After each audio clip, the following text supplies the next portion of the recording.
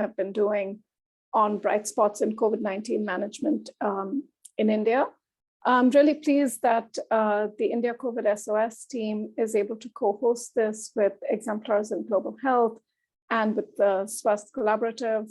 And I'm so pleased to welcome you all today to join us with our, I have Dr. Nachiket More, my co-host and co-chair, who's going to be helping us manage the session. I want to say a little bit about why we are doing this and where this all started. Much of the work that that the India COVID SOS volunteer team brought together began in April 2021 in the midst of the Delta wave in India. There was a lot of work that was done at that point that was more in the sense of urgency at that point in time. But over the last several months, we've been doing some other bodies of work that have been really around consolidation and lesson learning, and over the course of this time have come to know about other initiatives such as Swasth and others who've also been doing that. We've partnered with the Exemplars in Global Health team in undertaking this work. And as we pulled things together and started to bring them out to share with the public, I was just reflecting with the team a little bit earlier today. I don't think any of us anticipated that we would be holding this second webinar at a time that we hope is really just the peak and hopefully the beginning of the end of the third wave in India. Many of us have by now been personally affected by the pandemic, either ourselves, speaking for myself, or our family members. And each of us has, in a sense, been through and seen patient journeys beyond our own work as academics and public health scientists. So, I think we come to this with our minds, with our hearts, and, with our bodies, in some cases, having felt the pain of COVID-19, and we wonder what lies ahead. But I think for me, what has been most remarkable about this has been the coming together of people across society to tackle something that, without a doubt, has been probably the most urgent public health crisis that the world has faced. So without further ado, let's, I will sort of open up the session a little bit more for us and then hand it over to Nachiket to take things forward. Let me say a little bit just before we start about the speakers that we'll feature today. As I mentioned, Dr. Nachiket More is co-host and co-chair and will help moderate and pull all of this together for us as well with me. Nachiket, who I've known for many years, and it's just really wonderful to see you and have you here today, Nachiket. Nachiket is trained as an economist, and a lot of his work over the last many years has focused on the design of national and regional health systems.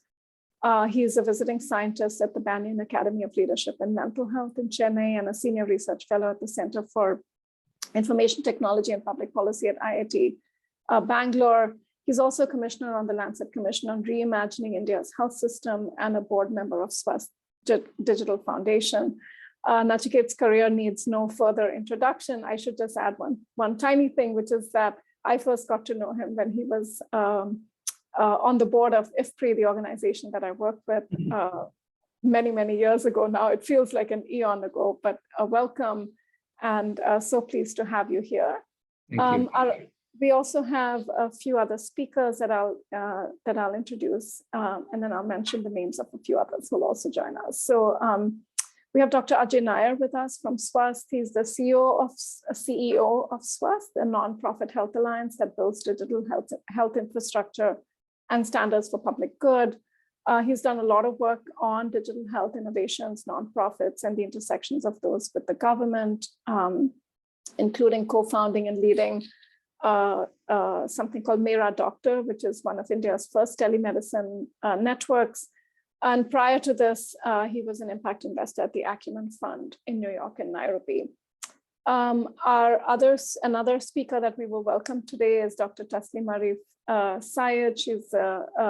He is the CEO and director of CCAMP and is trained in neurosciences with a PhD from the Max Planck Institute for Brain Research in Germany and postdoctoral training at UC San Francisco. And then our last speaker that we will have more speakers, but is also Dr. Angela Chaudhary, who has many years, 2 decades of experience in public health in India and internationally. She's a partner leading the health practice in the Catalyst group of organizations, including Swasti, and has led the health response of yet another collaborative network for COVID in India, the COVID Action Collaborative. Her research has focused on evaluation of national HIV programs. And in her work, she has worked very closely with government, civil society, community groups, and corporations. So Angela, I think you also exemplify the theme for our session today, which is the power of people. So let me just say a little quick something about ICSOS and our collaboration before I hand over to Nachiket. And I'll ask our team to move to the next slide, but I do want to mention and welcome also Dr. Aarti Mohan from Sattva and Dr. Ashwin Naik from Zinteo, and they will come in and introduce themselves and the partners that they've worked with a little bit later in our agenda today. So really welcome to all of you. We are so grateful you accepted to be here with us today. Next slide.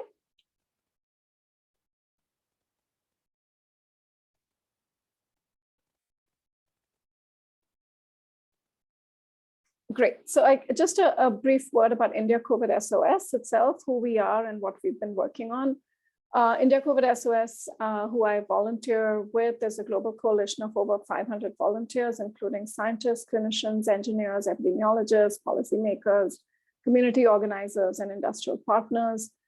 We came together in April 2021 at the time of the unprecedented surge of COVID-19 during the Delta wave. And the idea was really to come together as a very broad coalition and see what we could do to build, share, and deploy solutions, to identify ways, to identify funding organizations that needed funding, and to channel funds to verified organizations in India, and to continue to expand our coalition to support COVID-19 efforts both in India and beyond.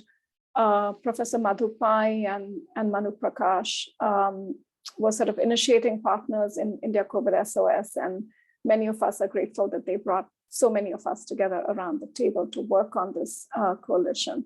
Next slide, please. I guess I'll hand this over to you now, Nachiket, to say a little bit about what you've learned about the Promising Practices Initiative, add to it perhaps the work that you and your coalition have been doing on similar things, and then we'll kick off and move to our speakers. So let me hand it over to you now. Thank you very much, Purnima. It's a real pleasure to be here and to have the opportunity to talk about this work. The goal, as Purnima pointed out, of this effort is to, in a manner of speaking, shine a light on some of the work that was done, in part to celebrate it, but in part, I would say, to build a repository, to build a set of exemplars that policymakers, decision makers, innovators can learn from. Because one thing that came out of this crisis, and all of you were very closely involved in the response in different ways, was that multiple forces almost had to come together in order to provide a response to something that was, in human history, we have not actually seen this. So it's a three-part effort. One is, of course, spotlight the promising practices that are there. Make sure that the visibility of these efforts is created, because lots of good stuff happens and then nobody knows about it. And the next time around, when we need something, not necessarily we hope for a pandemic response, but for something else, we don't know that there is something like this here that one can turn to. And in fact, the exemplars in global health work overall has kind of taken on that as a mission. And I'm glad that all of this is coming together. And then there's an additional goal, which is to provide support and thought leadership to health leaders, decision makers, program managers to move from this idea to what needs to be done on the ground. And you will hear from the number of partners that Purnima mentioned about what the work has been and what people have been doing. Can you move to the next slide? So the promising practices, as the slide shows, are categorized into 5 thematic areas. One is around vaccinations. It remains a continuing challenge, not just in the COVID context, certainly in the COVID context, but also in the routine immunization context. I was just reading a paper about the number of people that are, number of children that are zero vaccinated in the country. And that number is not a small number. The data I have suggests almost 30 lakh children have never been vaccinated in India. And then on top of that, we have this additional issue. What can we learn from it, both in a crisis response as well as longer term? Second, this issue of rational and evidence-based management. And this has become a fairly emotive, important topic on which much has been written. Some of us also got together recently and put out an open letter talking about something like this, because in countries like ours, others as well, a few others as well, face some of the downsides of going around a path that was not quite evidence-based. Stories of operational excellence, clearly quite important. Technological innovation, how that could be, how that was leveraged to really mount a strong response. And then this cross-sector collaborations where people came together. India COVID SOS is clearly one example of it. The Swasth Digital Health Foundation that Ajay is a part of is another example of it, but there are many others, and I'm hoping that the work that Angela has done, Ajay has done, we will get to know more about. Today is the opportunity for us to hear the stories from these people and to learn about all of these initiatives. Back to you, Purnima. Thank you, Nachiket. I'm going to call on Ajay next to share your insights on the Swasth Digital Health Foundation and what your group has been doing, Ajay. So, but to you, and I think you're going to share your own slides, correct? Yes, thank you, Purnima, and thank you, Nachiket. I'm just going to share my slides. Are you all able to see my slides now? Yeah, absolutely. Thank you. Go ahead. Yeah. So thank you for having me here, and thank you for organizing this. I think that, as Nachiket mentioned, the crisis that we saw was probably the biggest one that all of us have seen in our lifetimes, and hopefully we don't see one like that again. This spurred a lot of collaborations across the board in India, just given the size of the crisis. I'm going to take the next few minutes to talk about Swasth and what we stand for and what we've worked on in the last 2 waves, as well as what lies ahead for us. So Swasth is a collaborative, it's a nonprofit collaborative of over 150 organizations that came together in public interest during the first wave of the pandemic in 2020. And this was spurred by the efforts of a group of volunteer leaders, including Nachiket here and Chris Gopalakrishnan from Infosys and Dr. Pramesh from Tata Memorial Hospital and many others who'd come together to actually create this group. The member organizations in this group pledged to coordinate building common infrastructure and pledged to coordinate their efforts to improve emergency response in India. Our long-term mission is to leverage digital health technologies to drive healthcare inclusion and outcomes, with a particular focus on enabling comprehensive, value-based integrated care models at the primary and the preventive care levels. I'll just quickly walk you through some of the work during COVID. So this is some of the work that we did during the first wave of COVID, which is primarily focused on telemedicine, remote home monitoring. We worked with a few states, managed over 260,000 patients across multiple states with telemedicine solutions and home monitoring. However, in the second wave, we actually diversified into a bunch of different initiatives just very, very responsibly and very, very quickly, just given what we saw on the ground. So one of which was a COVID-19 resource database and WhatsApp groups that were very, very active during the second wave, where we had over 130 volunteers span India, scouring the internet as well as their local resources to create an open database that was used not just by us, but then multiple organizations. We had over 100 million API calls on the open database. where we had resources from everything from oxygen availability, ambulances, drugs, food, hospital beds, and others. The other big initiative was an initiative that we convened, which was Swasth Community Science Alliance. And this was a bunch of scientists, clinicians from across the world in India who used evidence-based guidelines to create very simple toolkits for last mile community health centers and COVID care centers.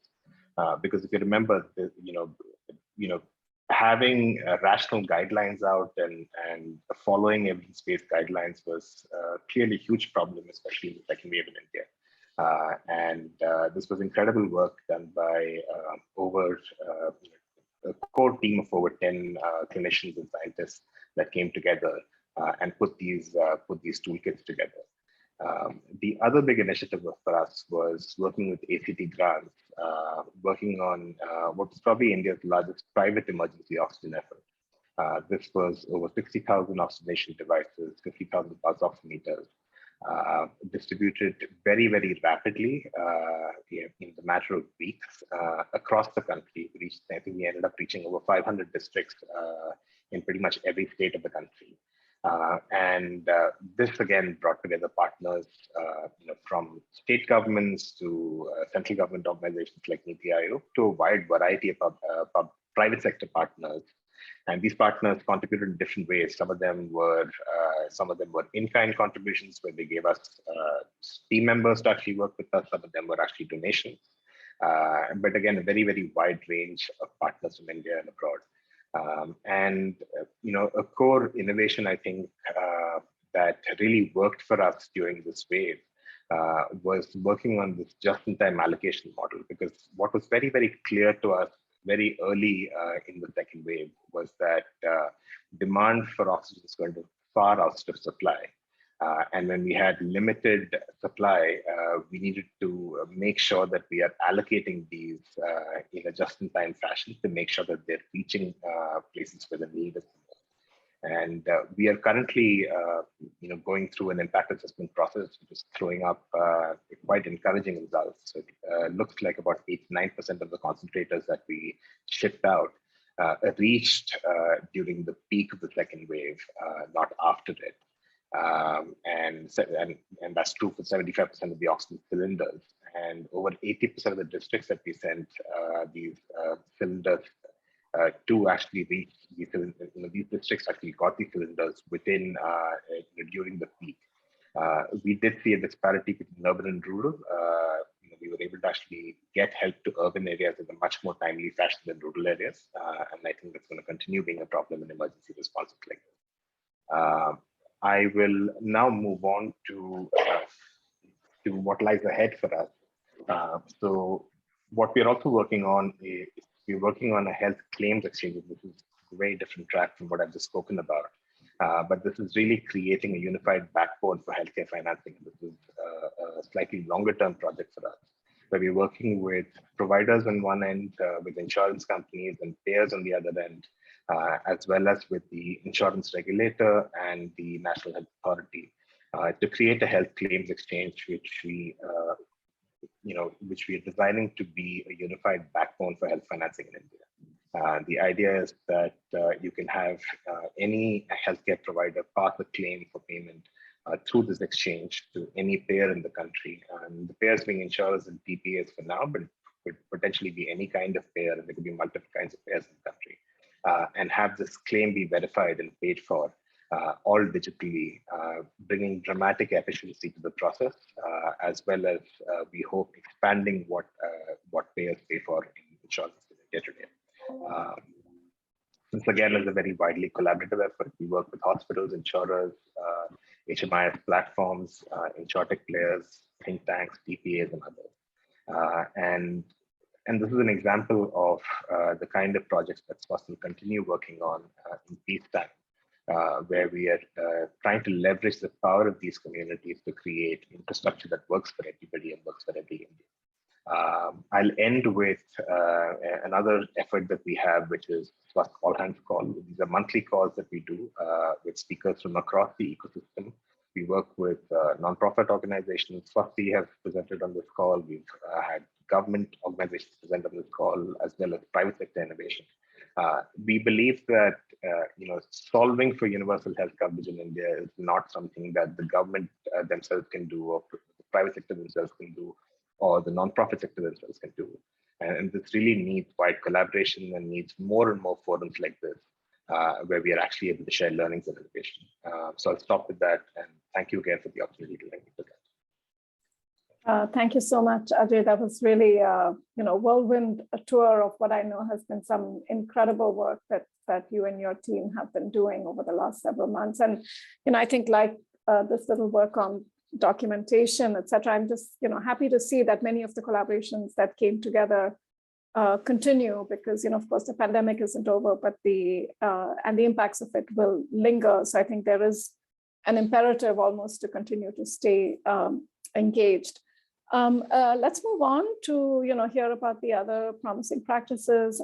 I'd like to request two of our project partners who've been involved in curating and documenting the stories to to say something first. So I'll first call on Aarti Mohan, who's with Sattva, and Sattva has been one of the project partners.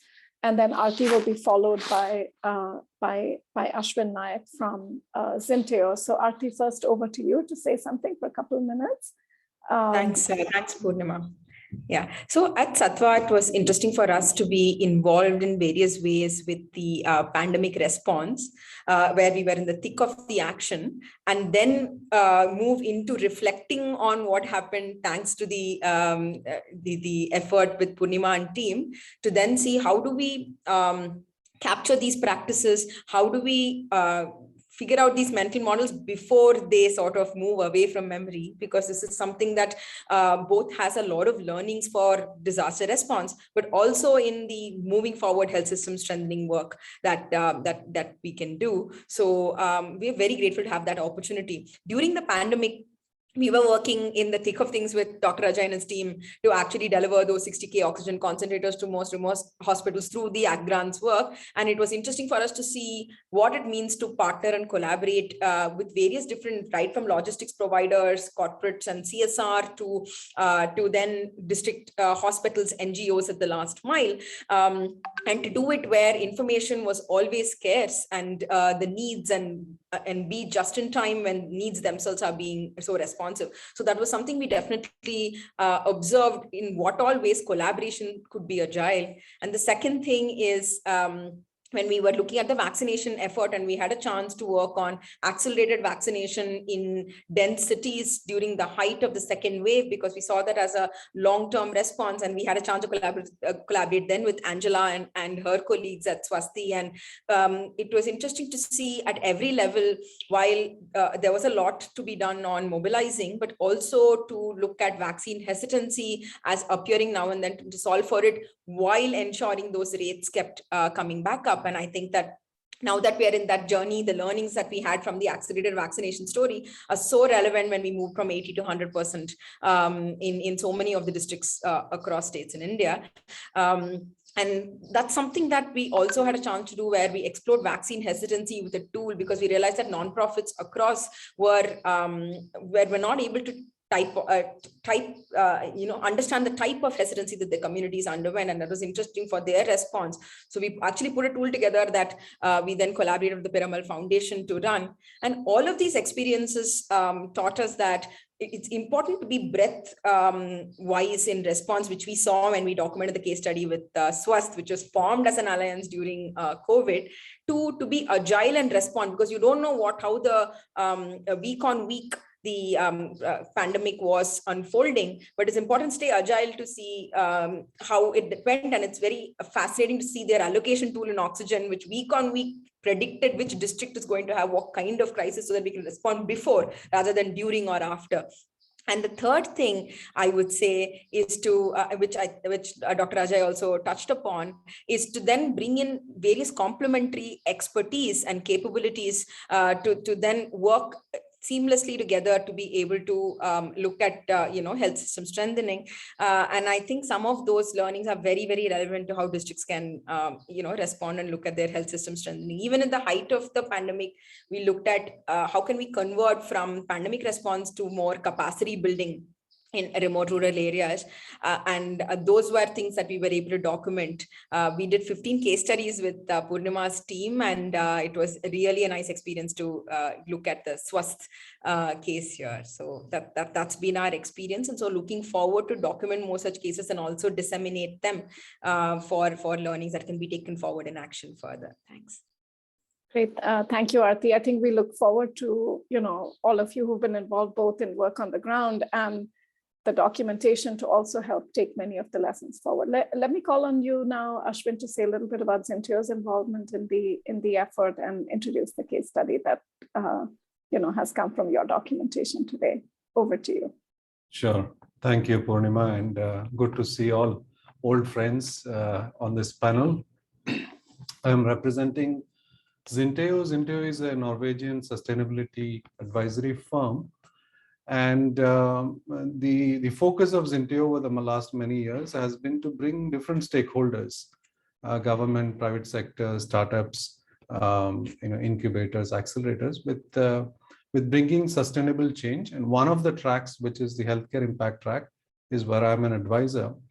And our focus has been to sort of foster collaboration between these different players. And when the second wave happened in India, we asked ourselves these three questions. What seems to be working? Pretty much like all of you are asking, what seems to be working? What amongst these could scale to a national, international level? And which one of these is really creating long-term, sustainable sort of impact? And it's not just a knee-jerk reaction. And we started looking at examples of this.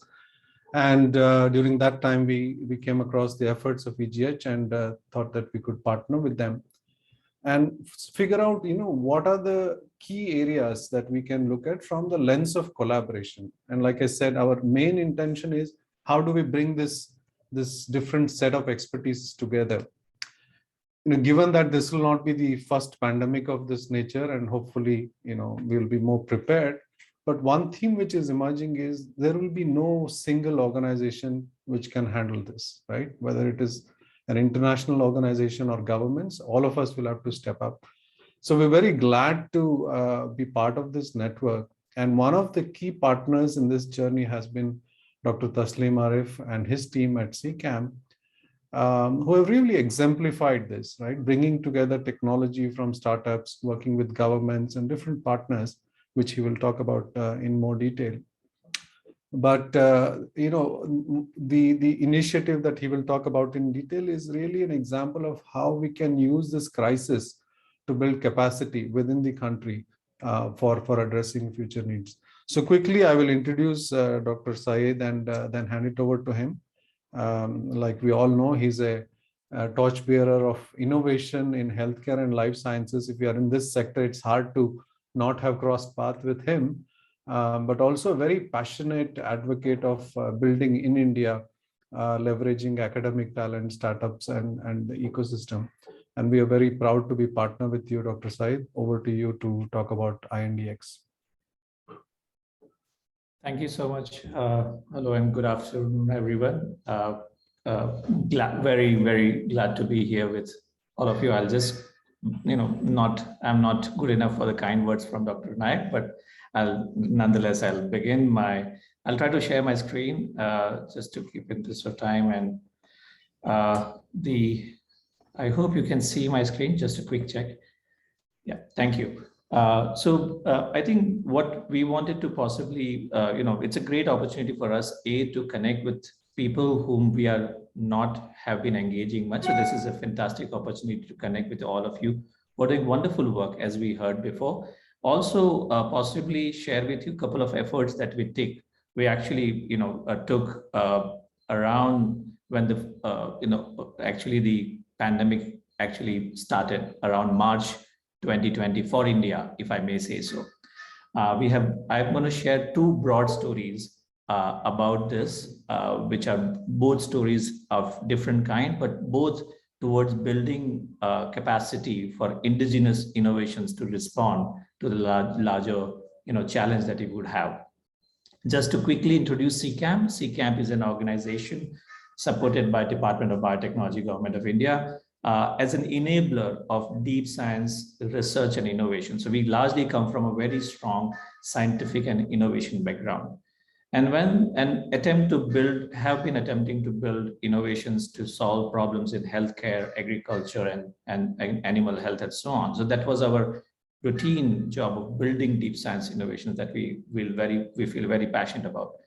Come this pandemic of COVID-19, coming from a place of community where that we had to do something, we absolutely thought that March 2020 taught us a lesson. We were hoping against the obvious nature that India would be kind of immune to this growth and only US and Europe may have it, honestly, right? We all were somewhere, there were dialogues, but come 2020, we realized that we are not going to actually be immune to that and we will be having. But last week, when the lockdown happened, we realized that one basic thing came out. We didn't have healthcare solutions across the value chain of healthcare to respond to this. We didn't have it, and this became obvious because the supply chains were stopped, the capabilities were not there, and we were possibly having a back to the wall in terms of what to be done. And we had to look, into our own backyard and say, what can we do? Because largely, traditionally, conventionally, we have been responding or relying on international healthcare solutions to take care of this. And this is the time where we realized that we actually didn't have enough of our own to respond to that because of the situation. At this time, we came up with two major efforts. One is what we call it as a CCAMP COVID-19 Innovations Deployment Accelerator. And you can see the collaborations, including with MedTech Connect and Zinteo, but along with PATH, you have, CCAMP, Social Alpha, and many other collaborators you can see here. Idea is that, again, this is power of people. So if I continue with that theme that the moderator has very nicely brought in, this is the time where we decided if we can identify across India a call that happened in March 2020, are there any innovations which can be quickly tweaked and made it ready to be deployed across sectors? And through this partnership, within a month, we got 1,100 innovations, 1,100 which were possibly closer to be deployed and solve problems.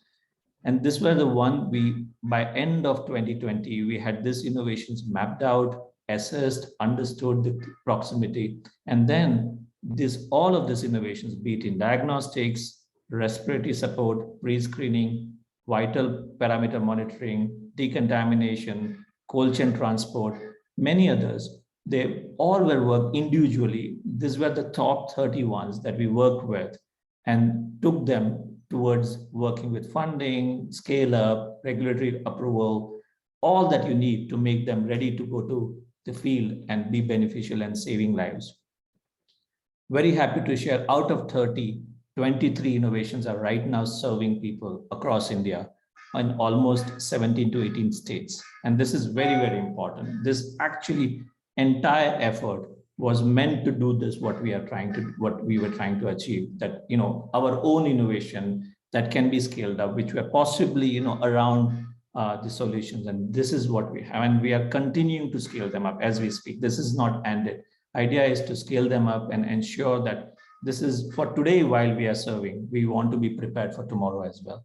So this is an effort towards building indigenous innovations together with all partners that I mentioned. And we are very happy that we have gotten it. This has been possible with support from everyone. So this is example one. The second one, which was much more severe possibly, is that the COVID-19, we all knew testing was at the core. If you don't test, you can't, stop the spread. As simple as that. And I don't need to reiterate that. If you don't have testing in place, if you don't have testing at mass, you will not be able to stop the spread of the infection and save people early so that they don't go very late in the hospital and so on. So again, here we realize that across infectious disease diagnostics in the public health setup, we haven't had our own diagnostics capability. We have people who were doing small stuff here and there, like, possibly but they have never been able to do it largely and build new diagnostic capability. With the support of the Rockefeller Foundation, CCAM started a program called CCAM Index, largely to say that how can we actually understand who are the stakeholders in terms of MSMEs and companies who have the capability but are not at the highest quality level and the highest scale level they are unable to do. The entire program then engaged with that, working with them and leveraging the Center of Excellences in academia who had already the expertise to support the MSMEs. So rather than helping them or funding the MSMEs, idea was to now understand where they lack the expertise, capabilities, connect them through the index platform with the different expertise across India, as you can see here, and ensuring that every reagent, the cocktail, every reagent and a cocktail as a whole can be assessed at the highest quality, validated and on the clinical samples and put it out. So this was a combination of 200 MSMEs across India, mostly everyone under the platform, and the experts which were already there in India in different universities. This is what we did. This is where we were in June last 2020, and this is where we built almost a capacity of 1 million RT-PCR tests from India every day. This is the capacity where we have right now. And this was very, very important. This was almost nothing when we began. We were trying to get a plane of 5 lakhs per month. We were pleading people over the phone that can you get us 5 lakh tests per month. Right now we are producing 1 million per day. And that was a very, very important thing. These are the approved kits through this platform and many collaborations. And this is a smaller thing, but these are the number of kits which have been approved through this platform, and we have been able to do it. And this was possible because, of course, understanding the need, building the requirements in terms of ensuring that the reagents and kits quality are tested, and then approval from the ICMR or CDSCO can be obtained in time. And now for Omicron, we have 2 kits out now within a week of understanding the sequence.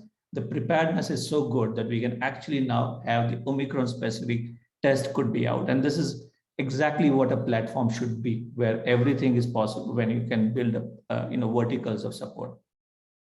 Just to possibly have my last 2 slides, very important, the learning lessons were possibly to build a converging and very importantly a neutral platform where all stakeholders feel that they are well taken care of and their interests are very much important to take care of.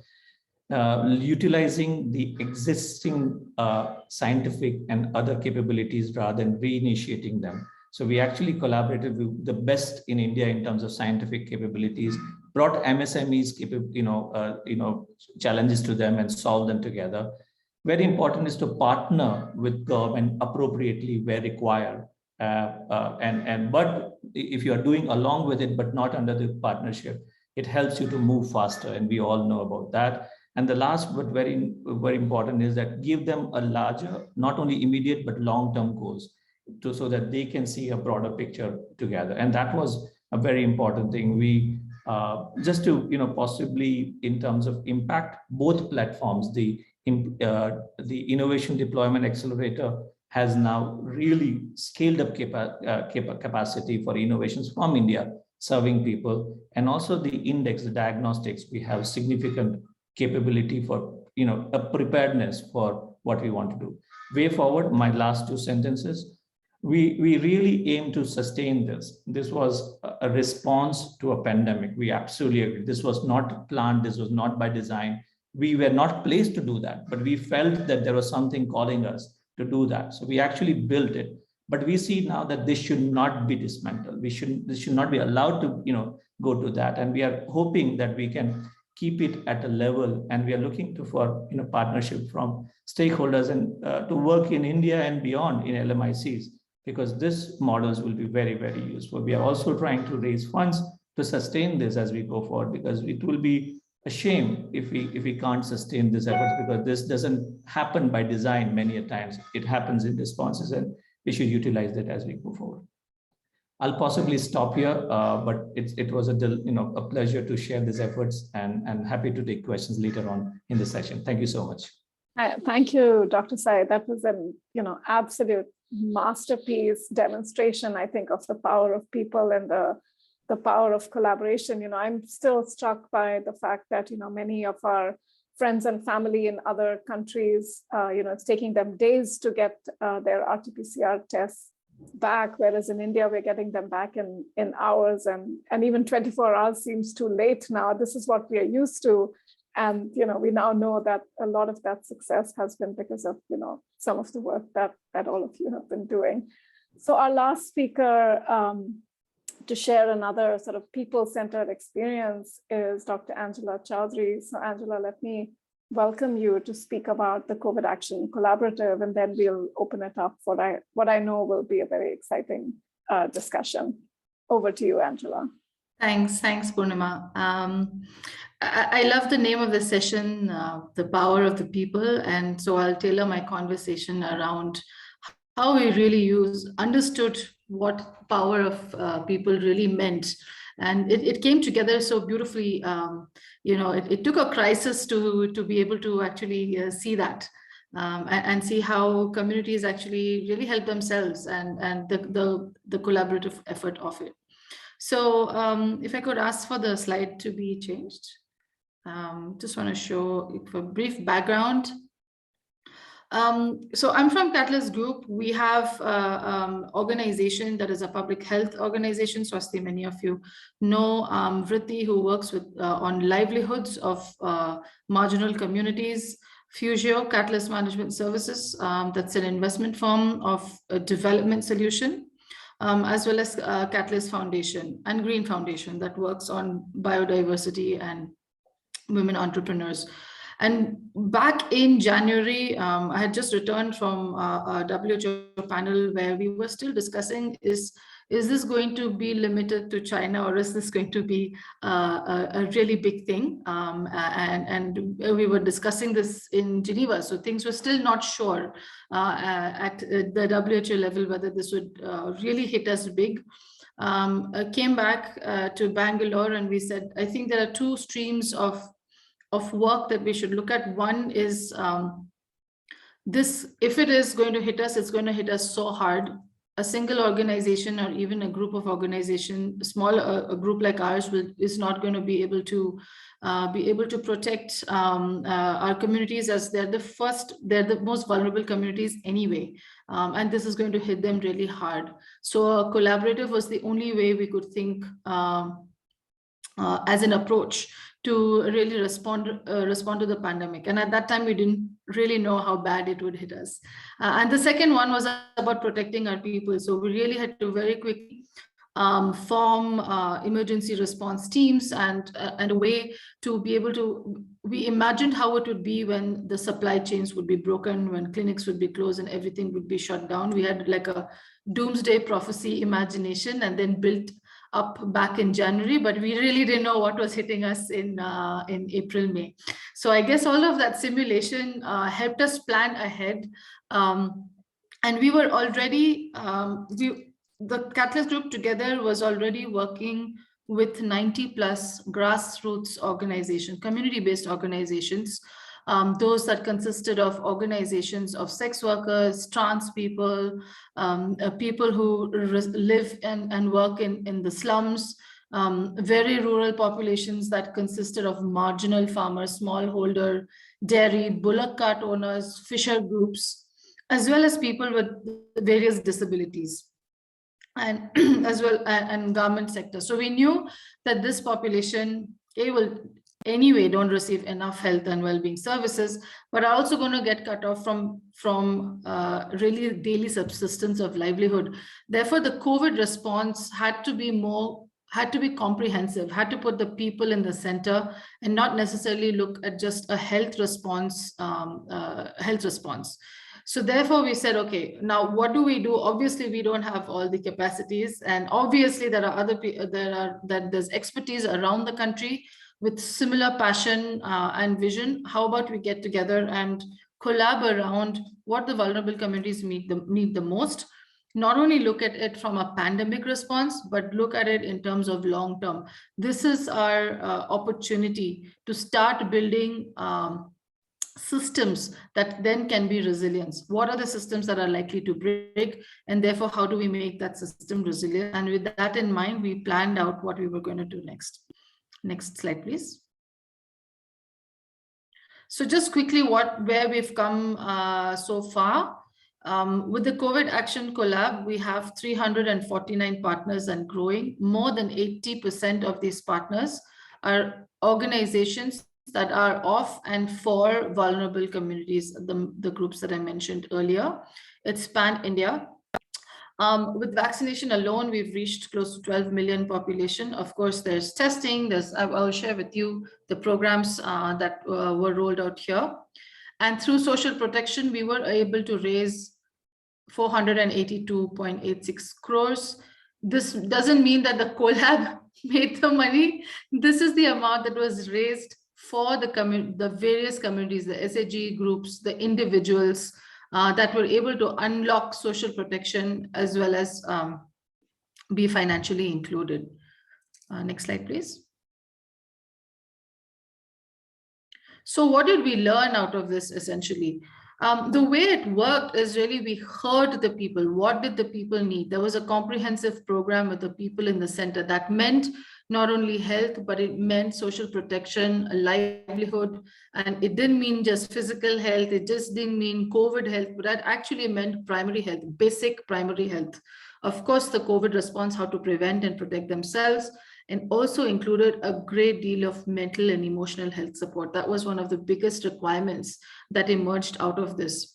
There was loss of security, there's loss of safety, there's loss of stability, and we had to take into consideration everything that was affecting the most vulnerable communities to be able to craft and architect and design solutions. So what happened here was we invited with the communities in the center and partners to the design, there were experts from diverse fields that came together and crafted solution. One example would be the Call for Swasth program, which is a telecare program, which is a tele-triage and home-based care program, where the triages physical health, emotional health, and social protection support. There's nurse aid callers that are from the community, so the communities know who they're calling. It's community aided, so it's not that the homes are expected to call in. They can if they wanted to, but the community health worker actually goes to the home and facilitates that call. And so the community health worker is the one point who understands that family and the requirements of that community and passes that on to the next level, who he or she needs to refer to, and dials them in together. So there's a team-based approach that happens here. For the worst case scenario, on the call, you will have a doctor, a nurse, the nurse aid caller, perhaps the counselor, as well as the community health worker. At a minimum level, you might have the community health worker and the social protection help desk or the counselor. So really depending on what the family required, there is a provision of health.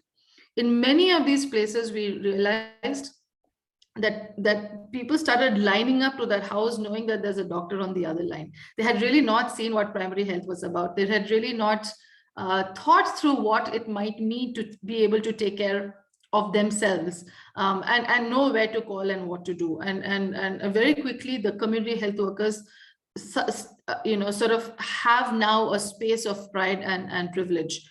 And as they keep informing us of requirements, the central team redesigns the program that supports communities in need. So really a people-centered approach, engaging affected communities. I don't know if you guys know, in the first wave, there are fisher communities in Maharashtra who really suffered because of the lockdown, and they really didn't have any means of livelihood support. And therefore were falling into food insufficiencies and among many other issues. So about 3,500 fishermen and vendors from this place, from Kolewada, had absolutely no means of earning for themselves, and they didn't know how to protect themselves. They just heard about what was going on, and after there was a death in their co-op, in their community, there was a great deal of panic. So the fishing cooperative reached out and said, hey, I need to do something about this. We're having food insufficiencies. There's a lot of stress going on. What can we do? So very quickly, we linked them up to the telecare. Food rations were facilitated for that group. And they had started making masks, which were not really great masks. And we quickly were able to facilitate good mask makers. A donor came and gave them 30 sewing machines. Somebody else came and linked them up to did market linkages. We are now in the third wave that Fisher community do not have the same situation that they did in the first wave. Because they know to get their food rations and things in order because they were linked so they can help themselves. 2, they found an alternative livelihood which was linked to market, which is selling masks. Not only are they wearing masks and telling others to wear masks and good quality masks, but they also have alternate livelihoods when it's not a fishing season. That is what they do now. They make masks. So architecting the collecting impact, orchestrating resources. So it's not about one group of organizations, but really understanding what is the ecosystem, who has what to give and who has what to take, and making those connections very, very rapidly. Could you also, of course, I mean, we're all here part of collabs. Collabs also have gives and takes, and there is non-collaboration. It's slower moving than if you were to suppose, do things by yourself. But addressing that head on and having mature, crucial conversations right in the beginning has actually helped us understand each other better. And sometimes you park collaborations for later. Sometimes it's not the time. Very often times people think it's an intent, but you'll see that it's not really intent. It's either a question of time or a bandwidth or a non-articulation of a capacity or a requirement. And having those safe spaces and conversation is something that I cannot overstate more rather. Next slide, please. The last point, right? So orchestrate, architect, and act with urgency. And so really have an action, a bias towards action and a bias towards grounded action. This was not the time for long conversations and big, big research studies and all of that, right? So as much as there were calls on vaccine hesitancy studies, and that was great, what we started to do was roll out the vaccinations and the studies parallelly, because we couldn't wait to understand and do a study without the absence of actually having vaccinations roll out on the ground. And that helped us very quickly tailor how the incentives were in terms of vaccination. Was it really hesitancy? For a long time, it only had to be barriers. Had we looked at it in a very myopic lens and called it a big name like hesitancy, I think we might have lost out the whole picture on removing the barriers to vaccination. And so those were some of the things that I would say that helped the collab and the grassroots organizations, the organizations that are really working with the communities, be able to articulate what the requirements are and bring it back to their communities for a longer term resilience building. And so moving on, what we're doing now in the third wave. Next slide, please.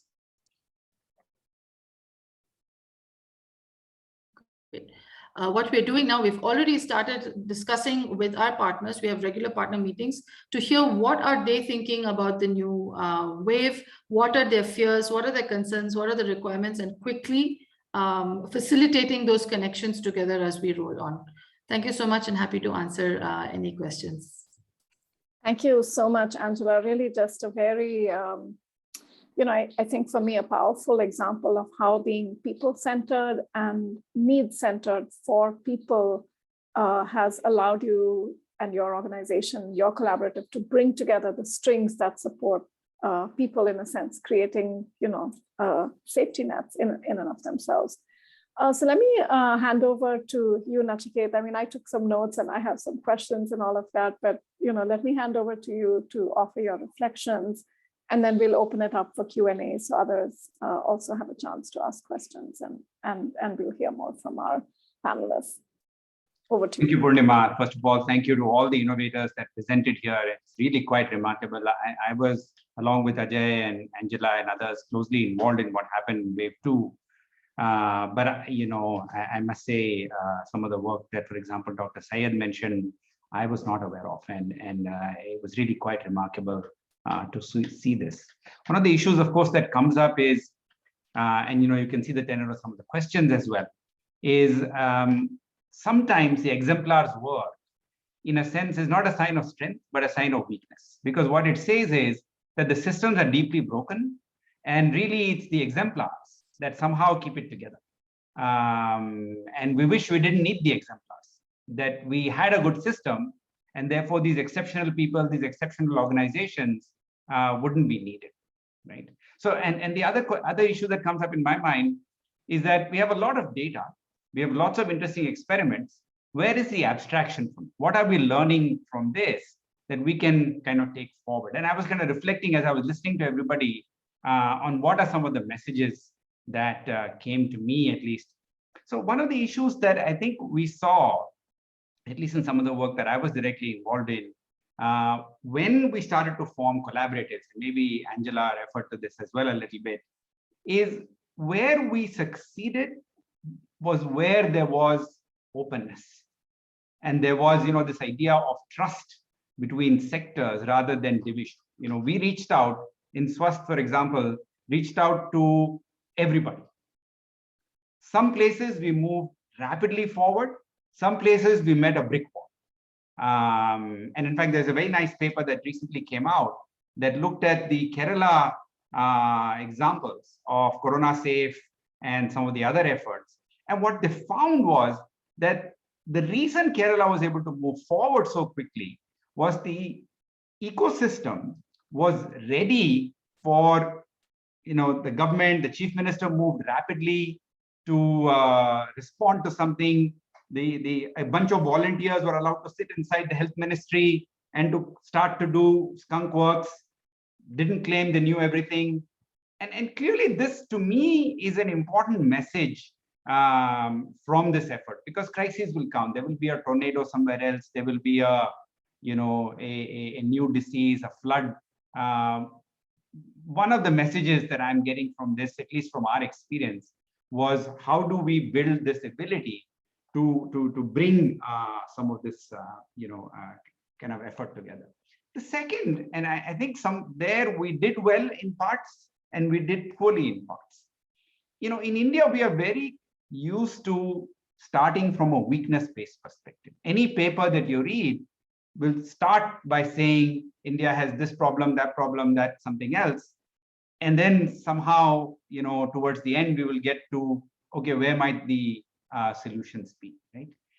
What the pandemic forced us to do was to reverse gear and to go with what I would call a strength-based perspective. I was, for example, closely involved with another entity called ACT Grants. Now, ACT Grants, you could say, oh, what are these bunch of startup, venture capitalists, private sector people going to do, right? The view that came out eventually was they brought certain capabilities that, their ability to move quickly, their ability to form partnerships, their ability to work across borders, their ability to identify innovators rapidly. MyLab is an example of a rapid, test that was identified early by the ACT effort. Swasth itself was created early because the feeling was this needed this thing to happen.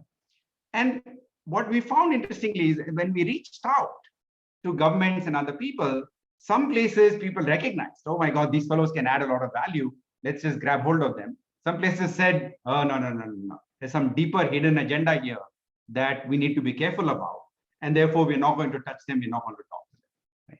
Right? And I must say, this idea of the strength-based perspective, but I didn't see it play out as much, was we went somewhat contrary to what at least I thought was the right idea, with a hospital-centric ventilators, BiPAP, CPAP machines, rather than empowering our primary care effort. And what, in a sense, wisdom is coming much closer now in the Omicron work, which says, let people stay at home, let people do what they need to at home.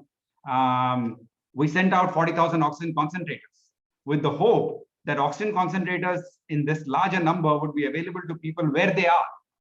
What we found is people stuffed them inside hospitals to try and somehow jury-rig 3 concentrators. But the problem wasn't the concentrator, the problem was the bed. And you couldn't fit more people in to the facility. And so to me, the other message from listening to all of these exemplars is that those that said, forget what our problems are. We don't have time to reflect on that. What Angela said, no time for long debates and discussions. Let's move forward with what we know, what we have, and harness the resources we can bring together to make things work. Of course, I must say, one of the issues that I sometimes worry about is as the crisis passes, and I hope it passes, and I'm sure it will pass, some of the things that you have to do in a crisis, you have to stop doing when the crisis passes. Some of the, what we call skunk works, as it were, that came up all of a sudden to do some work. We have to replace that with a strong, resilient, underlying ecosystem. For example, what Angela was talking about, right? If a number of people didn't have access to livelihoods, didn't have access to basic work, that's a failure of our public health response to such a large pandemic. Right now, of course, we depended on private philanthropy to make things happen, and I'm pleased that private philanthropy was able to do stuff. But I don't know if that's what builds a resilient response, a public health response to some of these crises. So I would say, kind of 3 messages in my mind. One, we have to really deeply look at the idea of trust between number of people. I really love the notion of homegrown innovation, but I also worry a little bit about the implicit divisiveness of saying only here. What we found when we started the crisis, people jumped in from all over the world to help out. There were governments that had private stocks, large stocks of machines that they had reserved for their populations, right? But when they realized that India needed it, and there was a way in which they could get it to us, they shipped a large amount. A US former presidential candidate, much reviled, much criticized. He didn't ever make it to president, so no guesses on which the name was. His private jet transported many concentrators to the country, right? So it's hard to know where the collaboration will come from. And it's better, as there is an underlying thought process that said, let noble thoughts come to us from all sides. And I think that's another area of trust, starting with strengths rather than weaknesses. And then as we get a breather, building out a stronger public health response, which doesn't need us to go back to the same crisis mode that we were earlier. So I will stop here. Back to you, Purnima. Thank you, Nachiket. I'm really liking the fact that we've used the word trust and capabilities so much in this. I think what's also, for me, really implicit and underlying all of this is another word, which is, care. I mean, at the end of the day, why did people from across society, come forward to tackle the COVID pandemic? I mean, not all of us. I'm not an infectious disease specialist. I'm a nutritionist and an epidemiologist. Why did somebody else from the private sector jump up? I think there was a fundamental sense of care, of concern for society, and in a sense that I'm not going to sit this one out. I don't want to look at myself 5 years down the road and say, what did I do when the world was in crisis? Did I just sit it out and do my own thing, or did I actually step up and do a little bit more? And I think for many people that has come from a place of care, from a place of urgency. And I really, I would love for us to continue to reflect on what is it going to take to carry that forward to the many other societal problems and the many other public health problems that we continue to face. I mean, in a sense, COVID, the patient journeys are short. For Delta, there were 15 days. For Omicron, it's probably something like 10 days before somebody's not infectious anymore, but only 3 or 4 days before symptoms resolve. And but many other things that we work on, I mean, things that I work on, for example, kids go through entire lives suffering from nutritional deficiencies, things that people like Madhu work on. People suffer TB, again, for very long periods of time. But in a sense, the journeys are similar. You have to prevent, you have to detect, you have to diagnose, you have to treat, you have to support. And if there's one thing that, for me, COVID has taught us is that we have to think about how society comes together around the entire journey for any public health problem. We have to think about how society comes together for the entire, not just society, but every aspect of it: prevention, diagnostics, treatment, patient support, societal support, how all of these come together across, this entirety. And we're going to have to do that for all the public health challenges we face. We have a couple of really interesting questions in the chat box, so let me, put those out there. So the first one, I think, is a question that's applicable to almost anyone here. And so it's from Shivam Garg, who's asking, given the rise of the Omicron variant, what are some of the evidence-based practices, that the general public should follow? And then, linked to that is a second question of COVID fatigue. We're 2 years into the pandemic. There doesn't seem to be an end. Is this just a new normal? Should we continue to stay on this? So let me just, we'll just go in order of, the folks who spoke. So Ajay, let me, put both of those questions on the table for you. One is around Omicron and what we've learned, and the second is on COVID fatigue. You can take whichever one you take, and then I'll come to you, Dr. Said, and to you, Dr. Chaudhary, after that on the same question. Thank you, Purnima. I think with Omicron, there's a bunch that we've learned from Delta and the last wave, but there's also a lot that we know from South Africa and elsewhere on Omicron. We know that the illness is usually very mild. We know that a lot of the expensive drugs that people are queuing up for to get administered in hospitals don't really work. We know that home care makes the most impact. I think what we are also finding out, and I think just today we have news from Bombay that the peak seems to be over, and Bombay is now looking at reopening schools by the end of January. So I think there's a lot that we have learned over the last few weeks, as well as over the last year, which are very, very relevant to Omicron. I think one big issue to me has been the fact that even with this variant, people have been lining up for all kinds of unnecessary treatments. Antibiotic stewardship in India has been a huge problem, and I've spent the last week and a half talking to various family members across the country who are popping all kinds of pills, and me trying to convince them not to take it. So I think that there's lots learned out there. The guidelines, and this time, the government guidelines are very clear too on what needs to be done. The government's actually talked about how excessive testing is probably not necessary with this particular variant unless you're comorbid, unless you're high risk. And I think Pawan posted something in the chat too on evidence-based guidelines. So there's lots there. COVID fatigue, I frankly don't have a good answer to it. I've been living and breathing this for the last 2.5 years. I do think that it is a new normal. I do think that, at least in my mind, I've stopped catastrophizing this, and this is something that we just live with and deal with till it's over, when it's over. Yeah, thank you so much, Ajay. Very, very well said. We can't catastrophize it. At the same time, we have to accept the seriousness of it as a public health pandemic, and striking that balance is a tough one. Dr. Said, what are your insights on this? And I'm particularly interested also in hearing what you think about the testing changes that have been happening. Yeah, no, thank you. I think I largely agree with Dr. Ajay's comments. So just not to repeat those, because those made complete sense, but I would just say that I think clearly this time the system at large is much better prepared, and the clarity is there.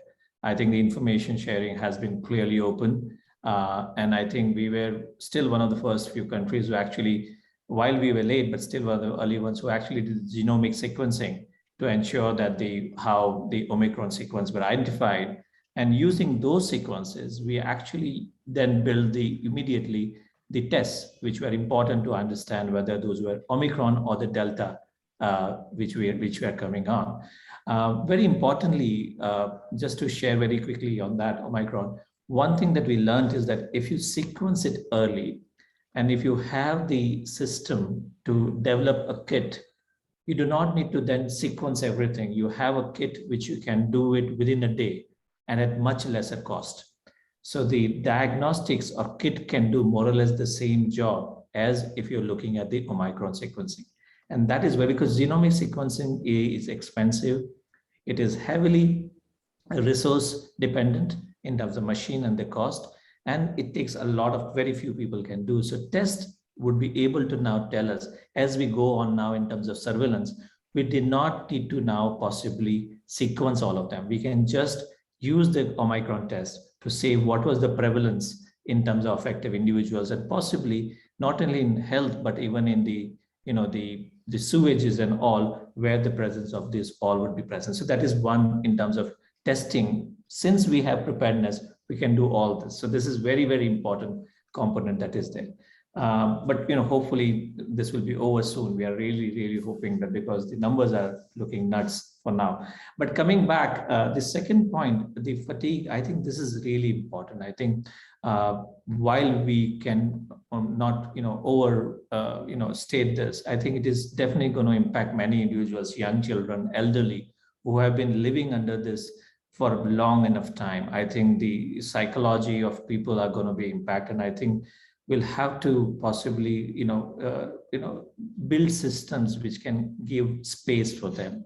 I think there should be attempts to possibly give space to the young and the elderly who have no direct control on their own abilities to begin with. I think much, much needed compared to the youth, which and the, the lower economic strata, which is going to be also impacted. But I think these two entire generations are going to be hugely impacted by the repeated attacks of the versions which are coming. Think of it, they were trying to come out, and suddenly you have another attack and you are under the bunker again. So I think from a mental health perspective, while CCAMP and myself do not have a direct role right now, but I feel that mental health perspective, we have to play some, work on something which can give them space to come out and engage. Otherwise, it'll be very, very difficult for them in times to come. Hopefully that will also sort out. I think we are getting better. Hopefully that will also sort out. Thank you. Thank you so much, Dr. Said. Actually, that, before you come in, Dr. Chaudhary, I just want to say that someone else has, asked a very specific question to you also around the mental health issues and challenges. And related to that, the gendered unfolding of some of that mental health crisis. So I'm wondering, your work has been so close to the communities. So in your reflections, if you could also maybe touch on that, that would be great. Sure. The emotional mental health also, we have seen quite a bit of increase in gender violence and violence against children during the first and second wave, and more so during lockdown.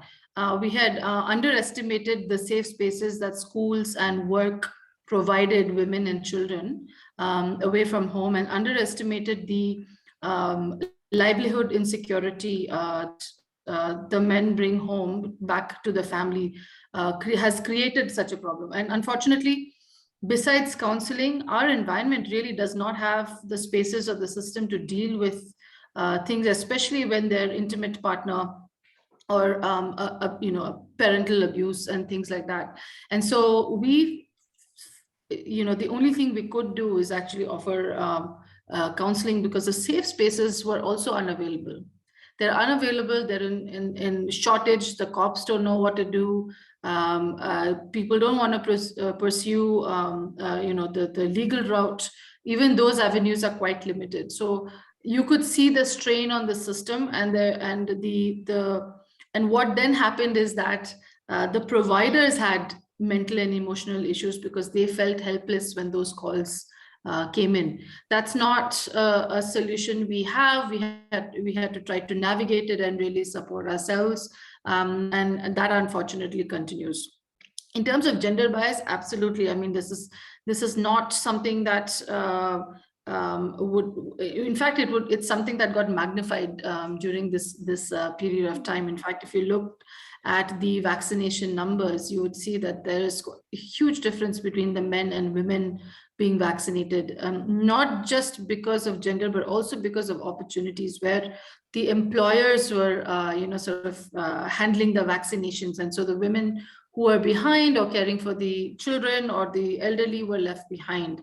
And because the schools are not opened as well, the women have taken a huge backseat in terms of their work, their opportunities, and agencies that they had to actually use. So that's about that. Dr. Syed touched upon one of my most favorite topics on testing, which is the environmental surveillance. So to your point, I really hope that it's not COVID fatigue, because we're trying to race against time to be able to build in, systems and structures that did not exist pre-COVID by using COVID as an entry point. Environmental surveillance is so important for public health planning and broader for planetary health, not just for individual health, for antimicrobial resistance, and also to project what is happening, as well as in low resource constraints. That was a solution, that is a solution for looking at whether COVID's at your doorstep, basically. And it took us during the first wave, like lots of knocking on doors. And to Nachiket's point, if the environment is not ready to accept an innovation, you can do whatever with whatever evidence you have, but that's just going to remain on a peer-reviewed publication, and that's about it. And it took us the longest period of time, and thanks to COVID, I mean, there was some interest to say, okay, maybe this has some merit in it. Even if you show examples from other countries and other cities, the environment was quite reticent. And so today we have at least 4 cities who are doing surveillance citywide in a big way, and working with governments in order to make projections, plan out the vaccinations, etc. And I happen to lead one of the ones in Bangalore. And let me tell you, like what Nachiket said, if the environment was not ready, we'd still be only doing like webinars about it and writing papers about it. And so I hope, to that point, the fatigue doesn't set in quickly, and that we have the time to build and leave behind certain systems that can work not just in this pandemic, but moving forward. Just to another point in terms of people-centered approaches, when we work with the tribal populations and other populations who've been largely ignored by health, people are now focusing on health because of COVID, but we hadn't given them the basics like water, infrastructure, light, whatever. So we heard from the community, why the hell are you coming with your injections where you are nowhere to be seen, when it came to roads and water and safety and lights, and actually shooed the Gram Panchayat, the CMHO out of their villages, saying that we don't need you. When we ask for basic stuff, now you're coming with injection. It's a foreign man's disease. You want us to, bare your arms. So really listening to the people and having the basics in place are what's drawing the crowd. So in this place, and this is the story of Chamrajnagar that I recall. I do recall there were other places as well. The village leaders, the Gram Panchayat and district authorities had to put those things in place in order to get, the vaccinations rolling. And so in a lot of our communities, we layer, regular primary health checkups. These people have never had health checkups before. And when you offer that to them and their children, they will line up for vaccination, because they need to know that there's a layer there. They need to know there's a support. They need to know that a camp won't come and poke your arm and walk away, but there is something that you're leaving behind. And there's something more to my health than just the jab and COVID, something that's longer term. So just sharing that, because that seemed to be the one tipping point in terms of having actually broaching the vaccine hesitancy to why should one get vaccinated if they didn't really have the basic needs taken care of. Thanks. Thank you, Angela. I think that is, such a powerful way for us to begin to bring this webinar to a close. Yesterday was Reverend Martin Luther King Jr.'s MLK Day in the US. And, in his 1964 Nobel Prize speech, I mean, he's spoken so eloquently about the need to take care of the basics for people, basics of health, basics of sanitation, basics of living conditions and of education. And it just seems to be something that societies are still willing to accept, that so many among us live without those basics. And so I think, those of us who care about those issues, those of us who care about social equity, even as we work to unfold sort of, the power of technology and the power of these other solutions that we have, diagnostics and other such things, I think it's really so imperative to keep in mind how important some of these very basics are for so many in our country and in other parts of the world. So thank you for such a great reminder of that. There was one question again from Shivam on, how are we taking forward insights and lessons, from this. I think this is something that we think about a lot on the ICSOS exemplars and global health collaboration. We have weekly calls and we keep thinking about, how are we going to get the message out? How are we going to get people to pay attention to this? And so, the way that I see it is that in a sense, while the lessons are left, the people are also left. I mean, this is a very unlike a public health crisis where, people solved TB or solved, the smallpox problem many, many years ago. And those people are not necessarily here with us today for us to learn from those. But, with COVID again, because it's so real and so, happening right now, I think the people who have employed the solutions are there among us as ambassadors, as people to support, all of you are there.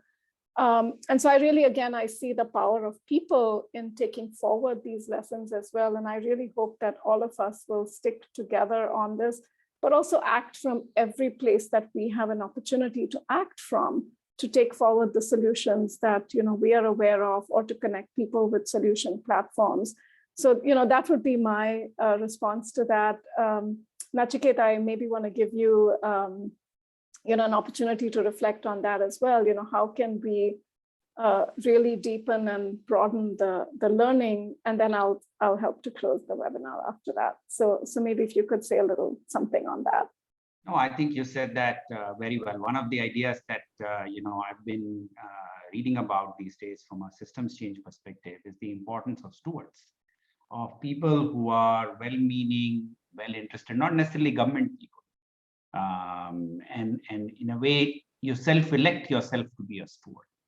And one way you take it forward is this community that we have created of 100-odd people that are on this webinar. All of us, in a sense, could elect ourselves to be stewards. Tools like exemplars, I think, are powerful tools. Not, if you go to that website, it's not simply the India work, it's not simply COVID work. They look at many, many innovations from around the world. Now, unfortunately, the thing is, if you try to do, what people call isomorphic mimicry, just cut and paste the innovation, it's not going to work, right? Which is the role of the steward. Learn, study what people have done, and then go back to the context in which you operate and say, how does it make sense? And what you pointed out, is there a way for a creative dialogue between the innovator, between, Dr. Nair, Dr. Syed, Angela, to see if there is a way in which we can take some of these ideas and brainstorm back and forth to see what makes sense on the ground. I would leave that as the thought. It's hard for me to say, this is the one idea that's come, let's take it to a national scale. I really don't think, forget about international ideas. An idea from Tamil Nadu to Bihar or from Bihar to Kerala doesn't always transplant well. Yeah, thanks. Thanks so much, Nachiket. Well, Pawan tells me we maybe have a couple more minutes after we hit 2. So I want to ask, Dr. Ajay, Dr. Chaudhary, Dr. Syed, any, 30-second thoughts from you on this topic. How do we continue not just the learning, but the application? If I may, just a quick point. I think that, there's been a lot of focus on COVID over the last 2 years as it should have been. But what has come out in all of these conversations and what we have known are a couple of things, right? One is that having a responsive health system with great primary care as the basis is something that needs to be done, not just for this emergency, but for any other emergency that comes up. And the other thing to remember is that there's also going to be a huge toll from the disruptions that the COVID response has caused to every other health program that we will see over the next few years. And it again sort of drives home this point around system change and building a responsive health system. And I think that that's, so as we keep doing these vertical programs in COVID, it's very important to remember that what we really have to do is to build a responsive health system in the country. Thanks. Thanks so much for that, Ajay. Dr. Syed, anything from you? Yeah, thank you. I would say that if I were to look at it, I think what from our side at CCAM, what we have seen is that a kind of an interesting response from a science and technology and innovation community that has actually come and built some capacity. I think the time is right for us to possibly now take it for COVID and beyond COVID and make the much needed change that we haven't had for a long time in terms of the healthcare system, be it at the urban, semi-urban or rural settings. I think phenomenal technological intervention can make change actually very fast. We do know the power of technology, which can actually make things. And this is the time we have now just because to find the response in crisis, we have something on hand. I think why don't we empower it together? Why don't we take it as, let's ride the wave? I would say that let's ride the wave to actually get to where we need to get in a larger picture. So I see a huge opportunity in that sense. Yeah, thanks for that reflection. Dr. Chaudhary, how about you? So very quickly, like Ajay just said, comprehensive primary healthcare is still the need of the hour, and we have all of these issues because we don't have a really good primary health system. And like Nachiket, I like the idea of stewardship. The more we put ourselves out there, the more the exemplars are exhibited and explored. It has to come from an area of need, right? So there are people who are on this panel and not in this panel working towards universal health coverage, who then instead of reinventing the wheel can go to a place or certain place, or will know some of us because we're putting ourselves out there and having these dialogues and reach out to them to take the learning. Because you can make learnings, you can document and you can put it out there, but the application happens when there is a hunger and there's a need, and then you know where to go. So really joining all those dots repeatedly and not having these conversations that you have stop after COVID. Maybe it should morph into something different, but keeping that going and that momentum going is important for learning, the true learning application to take. All of the hard work on documentation and bringing it together must be used. We want to see it used. And so people forget these things, we'll be back in 5 years talking about something else. And I've known, some of us talking different avatars. We spoke about market-based partnerships, then we talked about tech and health, and these now we're talking about COVID because there are these, the flavor, but the main thing is still, a good comprehensive primary health. And so applying those lenses and continuing this good fight, we would be able to hopefully apply. Thanks. Great. Thank you. That was really so well said. Thank you again to all three of you. And thank you, Nachiket, for joining me today to kind of co-moderate and this panel and offer your reflections. I hope, our collective journey will also continue. I think those of us on the ICSOS EGH partnership always knew that, SUST was also doing, amazing and energetic work to bring people together and do things together. So I'm really so pleased that actually we could co-host this together with all of you and in a sense, connect two platforms which are themselves built on the power of so many people, right? So, thank you all again so much. I think there is really no way to summarize all of this, but to acknowledge that what this crisis has done for India, and really for the world, we see this in many different countries, is force us to care, force us to trust each other, force us to draw on each other's strengths rather than fight about each other's agendas. And in a sense, has really forced us to reckon with the idea that our abilities to adapt, to be flexible, to trust, and to care for things that are beyond any one of us, is really central to solving some of the biggest problems that lie ahead. And so, you know, many of us work on many other problems in our day-to-day lives as well. I work on the challenge of malnutrition, others work on TB, yet others work on cancer, others work on reproductive health. But the lessons we learn from, you know, the power of people in the context of the COVID exemplars, I think for me are central to us solving the range of other public health challenges that lie ahead. So I, for one, really look forward to continuing to work with all of you, to get to know all of you better, and to, you know, being a steward for all the good things that all of you are doing on the COVID work. And I hope that each of us will also be stewards for, you know, all of the other challenges that lie ahead in the context of our public health conundrums that face us.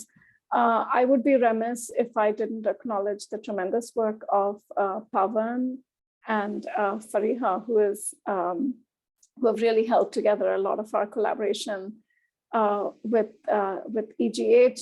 Thank you, Fariha, for turning on your camera. Thank you both so much for all the work, not just to put this webinar together, but all that you've done to steward the Bright Spots initiative and get it all online. So with no further ado, thank you all so much and for staying with us today. Much gratitude, absolutely. Thank you everyone. We are officially closed. Great. Thank you. All right. Thanks. Thank you. Bye. Bye-bye. Bye. Thanks. Thank you, Dr. Bestin. Thank you, Dr. Thank you, Pavan. Thanks. As always. Thank you, Purnima.